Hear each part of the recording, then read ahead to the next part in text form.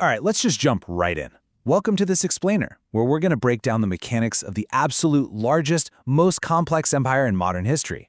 We're looking at how a single nation managed to cast its shadow across the entire globe, reshaping borders, economies, and cultures in ways that we are literally still feeling today.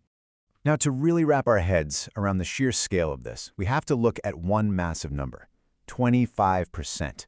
At its absolute peak, the British Empire controlled roughly a quarter of the entire world's land surface.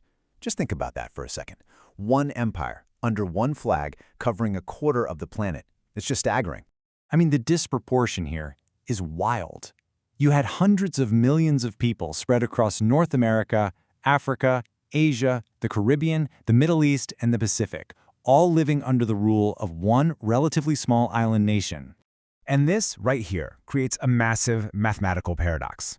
It begs the question, how exactly did a country with a population and territory so incredibly small compared to the lands it controlled actually pull this off? And crucially, how did they maintain it without placing a British soldier on every single street corner? Because, spoiler alert, military strength alone totally cannot explain it.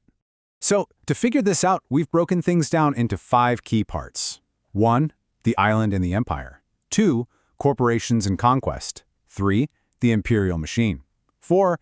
Governing the globe. And 5. The fall and legacy. Let's start with Part 1, the island and the empire, the foundation of global reach. Britain actually started out as a latecomer in the 1600s, competing against established maritime powers like Spain and the Dutch. But they were absolutely determined to expand across the Atlantic and become a truly global player. Moving to Part 2, corporations and conquest, the privatization of empire. What's really wild about this early growth is that a crucial tool for British expansion wasn't actually the government itself. It was the private corporation. Take the East India Company, which was founded back in 1600. It started off pretty simply, just seeking access to massive Asian markets. But over the course of 2 centuries, it evolved into something totally extraordinary. It wasn't just trading anymore. It started capitalizing on a weakening Mughal empire in India.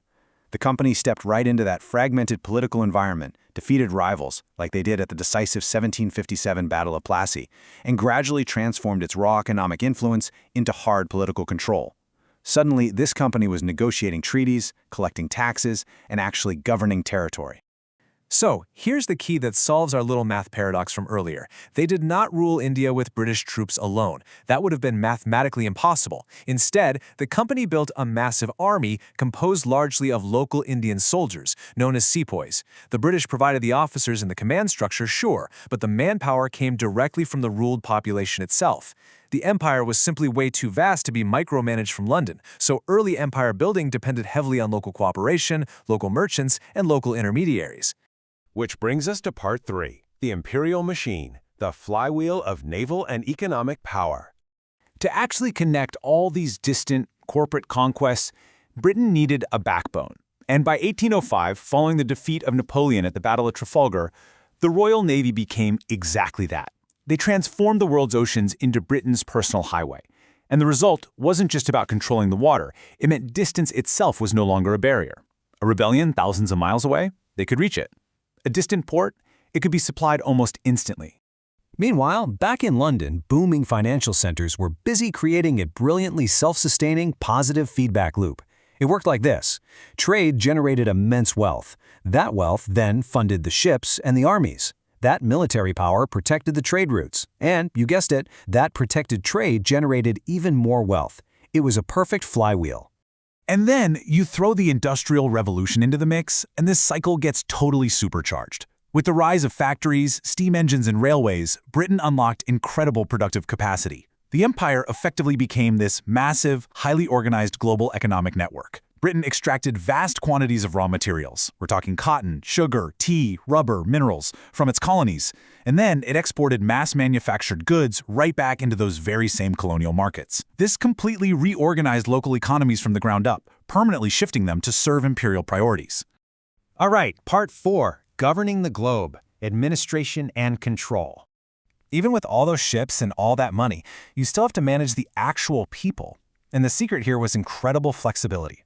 The British used direct rule in some territories, meaning they imposed British officials, laws, and institutions straight onto the local administration. But in a lot of other places, they relied heavily on indirect rule. In India, for instance, hundreds of princely states actually kept their thrones. Local rulers stayed in place, but they operated under strict British supervision and had to accept British supremacy. They backed this up with intense bureaucratic record-keeping. They set up courts, ran censuses, and established tax systems that made massive populations manageable on paper.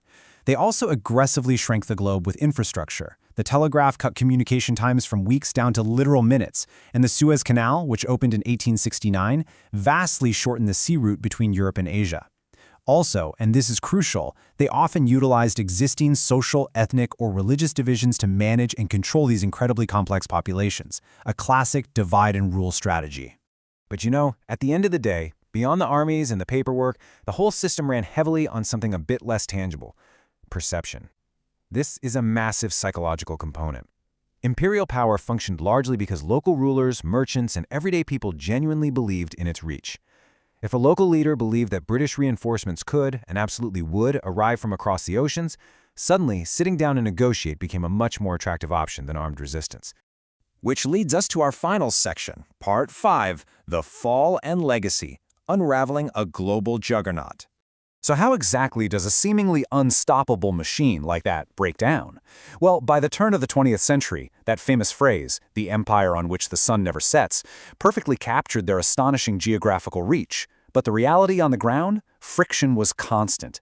The empire was never just peacefully accepted everywhere. You had the massive 1857 Indian Uprising, the Boer Wars in Africa, and countless other acts of resistance. Ultimately, the devastating financial and human toll of the two world wars absolutely exhausted Britain, while at the exact same time fueling massive global nationalist movements that were demanding self-determination.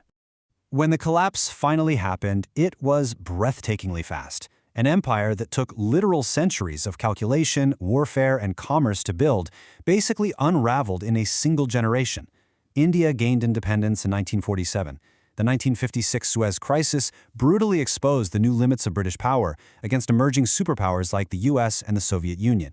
By 1960, nations like Nigeria were independent, and by the time Hong Kong was transferred to China in 1997, the vast territorial empire was, for all intents and purposes, gone. But here's the thing. While the physical territorial empire vanished, its legacy is deeply, permanently wired into the modern world. The echoes of this massive machine are literally everywhere. We see it in English acting as a global language. We see it in London still operating as a massive global financial hub. We see it in the modern legal and political institutions adopted all over the world. And critically, we see it in the global borders and geopolitical conflicts that we are still navigating today. So I want to leave you with this final thought to chew on. The physical empire has disappeared. The maps have been totally redrawn, and former subjects are now citizens of independent nations. But the interconnected world that this empire forged, that is very much still here. So, moving forward, how do we continue to understand and navigate its enduring echoes today? Thanks so much for tuning in, and keep asking the big questions.